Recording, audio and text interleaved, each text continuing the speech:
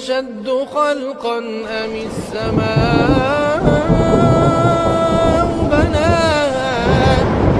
رفع سمكها فسواها وأغطش ليلها وأخرج ضحاها والأرض بعد ذلك دحاها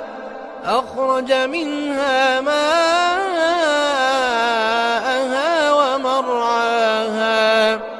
والجبال أرساها متاعا لكم ولأنعامكم فإذا جاءت الطامة